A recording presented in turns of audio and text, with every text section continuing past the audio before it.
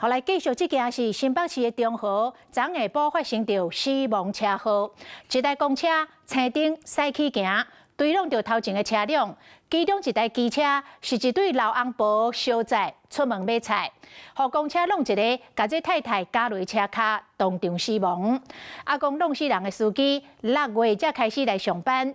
健康检查报告拢正常，出勤的当天嘛无超时的问题。也毋过，这个司机讲，伊有糖尿病。伊讲当时伊举起来戆2分钟了后，就弄着人咯。车辆来来去去的大路口，青灯打起步，一台公车汹涌回头前进，头前的车辆拢去杀到路口。 救护人员接到通报赶过来，大家拢伫咧车边上，因为有一个查某人去公车地咧，当场无伫咧喘气。昨下晡新北中和沿山路发生公车追撞事故，一个查某人当时和翁婿骑奥多麦，心的狗会去搞死。嘣一声，足大声的，过来就听到查某你哀啊，查某就袂哀啊，消防来甲拖出来，然后就一直急救啊。 急救就再走啊！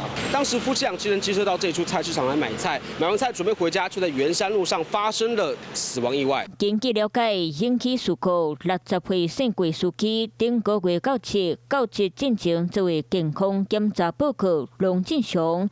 迄天洗车前碰2摆火后，手切质检嘛拢无问题。迄天出车2车，逐车洗3点半钟，嘛无洗超过时间。火站休困时，人嘛无倒位怪怪。不过姓郭驾驶尾也讲家己有糖尿病，当时想感觉头晕目暗2分钟，醒起来就出代志。我到双和医院有去跟罹难者家属慰问的时候，我已经跟他承认这是由我要负完全的肇事责任，那我也愿意负起民事赔偿的责任。 事故原因会个继续调查，不过发生死亡车祸，驾驶会去依法上班。那当日出门买菜老夫妻太太发生意外过往，翁婿是真艰苦。Hello， 我是蒋欣梅，想要抢先掌握最及时的新闻资讯吗？赶快订阅、按赞、开启小铃铛，锁定华视新闻 YouTube 频道。